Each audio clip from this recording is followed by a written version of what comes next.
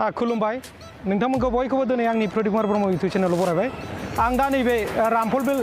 रुपनाथ ब्रह्म मेमोरियेल गोसोखां फोथाराव दंफैयो दा बेवहाय फैगौ 14 सेप्टेम्बर 2019 14 सेप्टेम्बर 2019 आव नैबे रिया ब्रह्मनि दिहुननाय गोथार सावथुनखौ रिलिज एबा प्रिमियार शो होनाय जागोन दा बेखौ नोंथांमोना नायहरनो हागोन हनै बेवहाय बेनार फ्लेक्स होबाय आरो बे फोथारावनो बिनि प्रग्रामनि थाखाय मोनसे बिराद गिदिर मिउजिकेल आर्टिस्ट नाइट बिनि स्टेजफोरखौबो बानायगासिनो दं दा नोंथांमोना दिन्थिलांगोन नोंथांमोना नायलांनो हागोन दा नैबेयो रिया ब्रह्म बर'नि जाखांफुनाय सासे प्रडिउसार बर'नि फिल्म दिहुनगिरि बिथाङा बर' हारिखौ फिल्मनि गेजेरजों बुहुमाव हिन्दी इंलिश बांला सिनेमाफोरजों कम्पेयार खालामनो हानाय रुजुनो हानाय मोनसे गोजौ थाखोनि सिनेमा बानायदों बिथाङा बेखौ दा रिलिज होगोन नैबे 14 सेप्टेम्बर 2019 आव दा बेखौ नोंथांमोना नायलांनो हागोन दा बिनि सोमोन्दैनो आं नोंथांमोननो दिनै एक्सप्लर खालामनो बाव दिन्थिफैनाय जादों Hello ladies and gentlemen, all of you are welcome to my Pradip Kumar Brahma YouTube channel. Today I am here. This is the Rupnath Brahma Memorial Field of Rampolbil under the Sarpanguri jurisdiction. It is 1 kilometer far away from the Sarpanguri police stations under the Koppal district, Bodoland, Assam. The guitar for the film will be released, will be premiere show on the here. The for the film, this guitar film will be very acceptable of the public, and I hope this film will be very acceptable and very interesting, and all the public will be accepted this film. The producer of this film is Riya Brahmo, developing and growing, rising film producer among the Bodos. All of you are welcome to see this guitar for the film in 14 September 2019. Here you can see now the constructions of this film release program is doing here. Along with this program, the artist night, and at 5 p.m. onwards,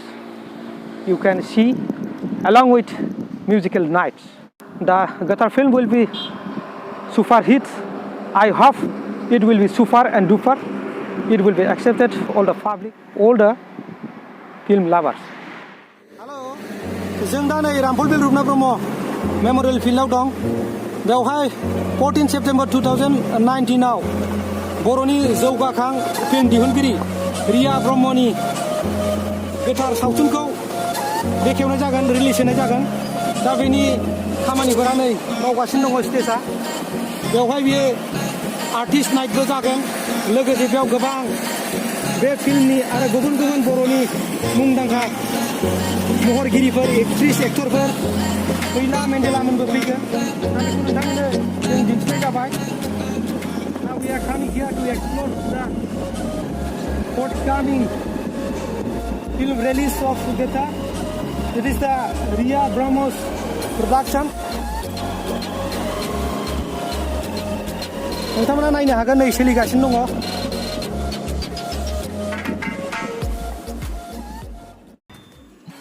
Guitar release, guitar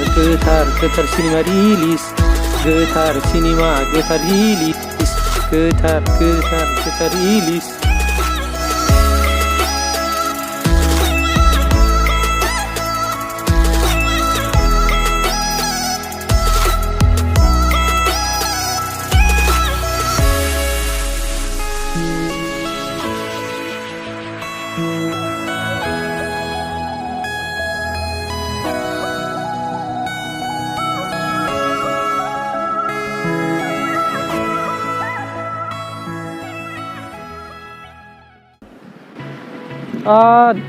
आं दा नै बे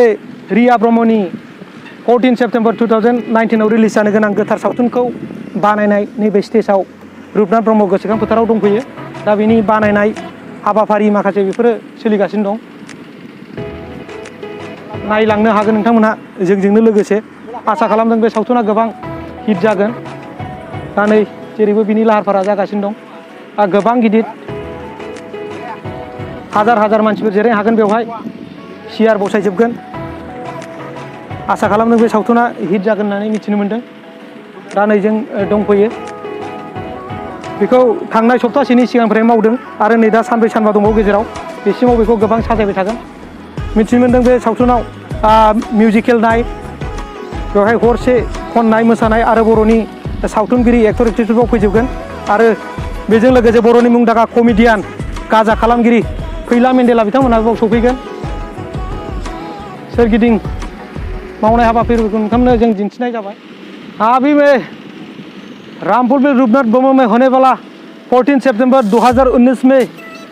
गतार बड़ो film का ये release होने वाला है इसके लिए आज से यहाँ हमारा जो स्टेज इसको बनाया हुआ इसको डेकोरेशन उसका लग्जरीज अभी उनके लिए रेडी हो रहा है वो गतार फिल्म का प्रोड्यूसर बड़ो फिल्म का ये डेवलपिंग प्रोड्यूसर रिया ब्रह्म का है ये गतार फिल्म को हमने सोच रहा है कि ये फिल्म इसी साल 2019 का ये सुपर हिट होगा आप देखते रहिए उनका सब कुछ लग्जरीज डेकोरेशन ये फिल्म के रिलीज के साथ यहाँ म्यूजिकल नाइट प्रोग्राम फंक्शन भी चल जाएगा यह बड़ो फिल्म का कॉमेडियन फैला और मेंदेला भी आएगा और इसके साथ बड़ो फिल्म का जो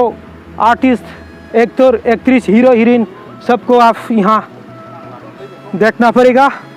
आप भूलना मत यहाँ आके इसको 14 सितंबर 2019 में आके आप यहाँ आपका मन में सांत्वना या मन का खुश कर सकते हैं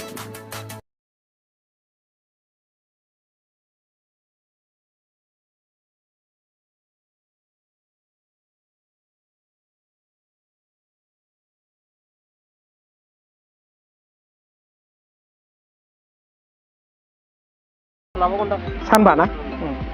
ग्रोब बे जानाय दिनाव एकदम कमप्लिट जाहैगोन आरो बबेनि नोंसोर टेन्ट हाउसआ दतमा सेरफांगुरिबो दंदेरो ना आदा सन्जिबनि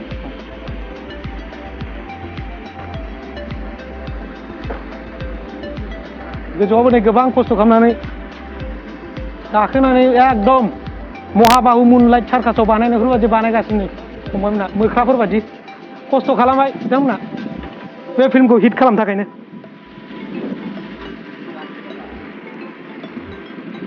नायलांनो हागोन सानसे नांबावगोन फंबाय सानथामसो नांगोन जानाय दिनाव कमप्लिट जाहैगोन आरो माबायदि जागोन होननानै सानो आदा बे फिल्मखौ आंथ' जोबोद मोजाङैनो सानो औ माने बेबायदि डेक'रेसना औ बेबायदि फिल्म दोननाय रिलिजआ खुनु जायगायाव जाफेरा जोंनि रामफलबिल आनसलिकनि सिङाव थानाय रुपनाथफिल्डआव जायो आरो बेखौ देग्लाय देरसिन जागोन बादि नुदोंना साबसिन आरो देरसिन जागोन बादि मोनदों आं सानसे लाबावगोन आदा बेखौ ओरैनो हानो सानथामसो लागोन ना बे 14 थारिखसिमावथ' कमप्लिट जाहैगोन बेयो औ औ दा बे रिलिजजों लोगोसे बेवहाय आर्टिस्ट नाइटबोथ' खननाय मोसानाय दं दा स्टेजआथ' बिराद समायना जागोन औ थांनाय बोसोरफोरनिफ्राय लाक्जारिसिन जागोन देरसिन बानायनायबो जादों औ औ दे बिथांनि प्रग्रामाव गानाया दिनैजों बोसोरथामबो जाखाबाय बोसोरथाम जाबाय टेन्ट हाउस मालिकआ औ ओंखायनो दा देग्लायनि प्रग्रामा माने साबसिन जागोन होननानै सानदों औ दे गोजोननाय थाबाय नमस्कार আপনাকে সবাইকে আজকে আমি স্বাগত করলাম এইখানে রূপনাথ ফিল্ড রামফলবিল রূপনাথ ব্রহ্ম মেমোরিয়াল ফিল্ডে 14 তারিখ সেপ্টেম্বর 2019-এ আমাদের এই এলাকার নামি দামি ফিল্ম প্রডিউসার রিয়া ব্রহ্মর গতার ফিল্মটা এখানে রিলিজ হবে এই আমাদের রামফলবিল রূপনাথ ব্রহ্ম এই ফিল্ডে এটার জন্য আপনার সবাই আসি এই ফিল্মটা দেখে এটার জন্য আমি আপনাকে সবাইকে অনুরোধ করলাম আমি আশা করছি এই ফিল্মটা এই বছরের সবচেয়ে সুপারহিট হবে আর ওই আমার রিয়া ব্রহ্ম ফিল্ম প্রডিউসারটা এই বড় ফিল্মের সবচেয়ে বেশি খরচা করি নামি দামি ফিল্ম প্রডিউসার নমস্কার এই বইबो लाहार फाहार गेजेर गेजेर खुन्थिया गायदों बेवहाय गोबां हाजार हाजार सियार बसायगोन बेवहाय भिआइपि सियारफोरबो होनाय जागोन आलासिफोरनो माखासे मिनिस्टार्सफोर लिडारफोरबो फैगोन अन्थाइ जोबथारना एकदम जावनो गोरा खस्थ' खालामना जावगासिनो दं जायगाया एकदम अन्थाइ जोब सिङाव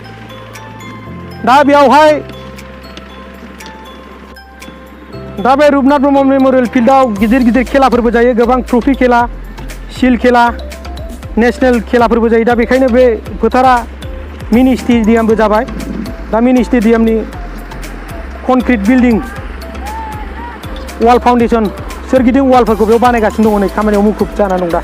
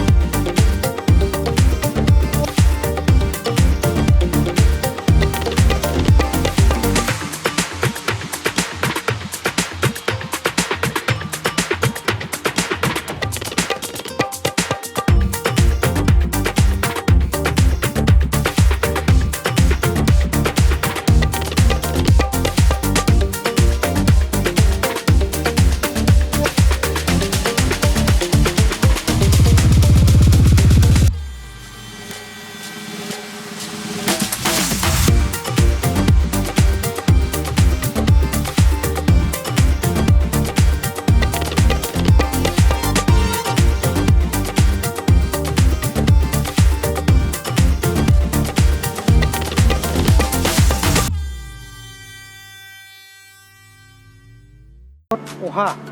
14 सेप्टेम्बर 2019 14 सेप्टेम्बर 2019 हर फिल्म गोटार टू इयात रिलीज हब इयात मुकली हब এই फिल्मर प्रड्यूसर तो हल रिया ब्रह्म बरर भीतर सबसे नामी दामी डेभलपिंग ग्रोइंग राइजिंग फिल्म प्रड्यूसर इटू हल रिया ब्रह्म मोर 2019 सुपारहिट फिल्म इटू गोटार जो इयात आमार रामफल रूपनाथ ब्रह्म फिल्डर इटू रिलीज हब ये कारण आपलोगे सबे इयात आही 2019 14 तारिख सेप्टेम्बर आही आपलोगे दले दले ये फिल्म चाई ये कारण मैं अनुरोध जनालू आमी आशा करिलो এই गोथार बड़ फिल्म तो 2019 सबसे सबतके बेसि सुपारहिट डुपारहिट हिट हब बोली मैं आशा करूँ ये कारण आपलोग सबके इयात आही এই फिल्म चाबले मैं अनुरोध जनालू नमस्कार धन्यवाद